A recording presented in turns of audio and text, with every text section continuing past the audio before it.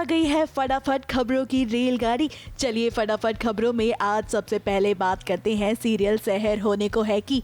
अब क्या है ना, सहर और माहिद के बीच जब सब कुछ ठीक हो रहा है तो ये बात किसी को राज नहीं आ रही। जाहिर सी बात है कि नाजिमा के लिए बुआ ने फूट डालनी शुरू कर दी है। ऐसे में उन्होंने ये बात कौसर के मन में तो डाल ही दी है, मगर अब सहर भी इस बात को जान चुकी है कि माहिद उसका नहीं हो सकता। अब सहर फैसला करेगी कि वो सिर्फ और सिर्फ पढ़ाई पर ध्यान दे। मगर देखिए कैसे सहर और माहिद के बीच एक क्यूट मोमेंट बन गया। अब वो बात अलग है कि इनके बीच के ये जो प्यारे पल है ना, ये किसी से रास नहीं आ रहे। तभी तो देखिए अंधेरे में कोई लेना चाहता है माहिद की जान।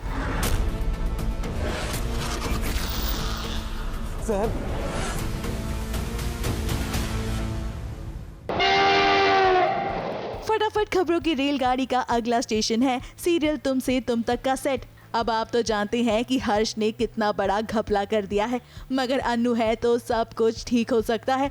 अनु ने एक आइडिया लगाया है। आइडिया ये है कि वो वेस्ट आउट ऑफ बेस्ट बनाएगी और इस बात को सुनकर हर्ष काफी ज्यादा इम्प्रेस है। अब हर्ष तो काफी घबराया हुआ था। उसे तो लग रहा था कि वो अपने घर वालों को और स्पेशली आर्यवर्धन को क्या जवाब देगा, मगर लगता है कि अनु के इस प्लानिंग के बाद वो सब कुछ ठीक कर देगी और इसी के साथ साथ हर्ष भी इम्प्रेस हो जाएगा। सबको यहाँ रजाई बनाने के लिए बुलाया। हम ये रजाइयाँ हमारे पर्सनल यूज के लिए नहीं बना रहे, बल्कि वर्धन ग्रुप ऑफ कंपनीज के लिए बना रहे। कितने पैसे मिलेंगे इस काम के? वो आपको बताएंगे आर्य सर के भाई हर्ष से। आप लोग के चार्जेस क्या है? हमें एक रजाई के कम से कम 50,000 रुपए चाहिए। 5,000 से 1 रुपए ज्यादा नहीं दूँ। 10।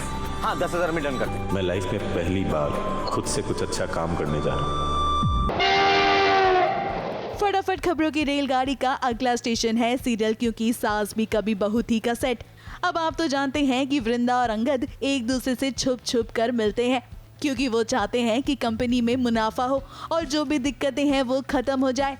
लगता है कि इनके बीच की दूरियां अब जल्द ही बढ़ने वाली है क्योंकि भारती ने अंगद को बचाने के चक्कर में ये बोल दिया है पूरे चौल वालों के सामने कि वो अंगद से मिलने गई थी आधी रात को।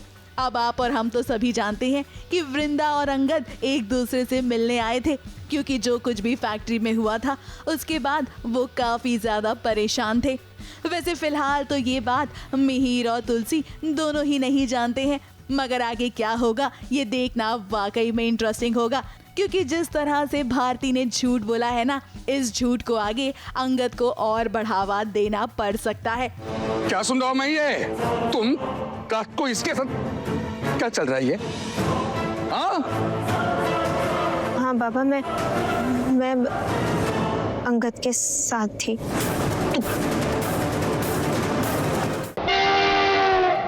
फटाफट खबरों की रेलगाड़ी का अगला स्टेशन है सीरियल गंगा माई की बेटियां का सेट। सिद्धू चाहता है कि स्नेहा और दुर्गावती के बीच सब कुछ ठीक हो जाए। उसने एक खास आयोजन भी किया है जहां स्नेहा भी है और दुर्गावती भी। अब सिद्धू ने तो सोचा था कि स्नेहा को अच्छा काम करता हुआ देख दुर्गावती उसे पसंद करेगी, मगर यहाँ तो गर्मा गर्मी बढ़ गई और तो और सिद्धू का प्लान चौपट हो गया।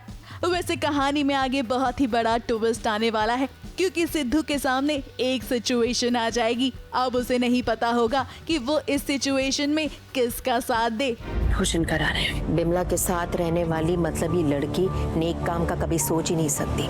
जिस तरीके से खाना खिला रहे हो ना, इसे ढोंग कहते, ढोंग, पाखंड।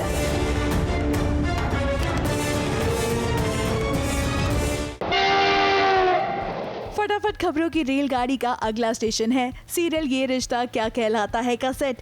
अब आप तो जानते हैं कि विद्या अबीरा को बिल्कुल पसंद नहीं करती है और इस समय जब घंघोर की पूजा की जा रही थी तो देखिए कैसे मायरा के आने से सब कुछ बर्बाद हो गया। अरमान इस बात की पूछताछ कर रहा है, मगर देखिए कैसे विद्या सिर्फ और सिर्फ अबीरा पे ही ब्लेम डाल रही है। वो बात अलग है कि अरमान बिल्कुल भी नहीं चाहता कि कोई भी अबीरा के बारे में बात करे। किसने लगवाया था? लगवाया जिसने भी हो, अगर अबीरा यहाँ मायरा को बुलाकर जबरदस्ती उससे रिश्ता जोड़ने की कोशिश नहीं करती ना, तो आज ये सब नहीं होता। अरमान, वो तुझसे नफरत करती है अबीरा। अरे बस अरमान, मैं आपके आगे हाथ जोड़ता हूँ, प्लीज अबीरा का नाम जपना बंद करिए और मुझे सोचने दीजिए मुझे क्या करना है। फटाफट खबरों की रेलगाड़ी में आज बस इतना ही। कल फिर हाजिर होंगे फटाफट खबरों के साथ। ABP news report.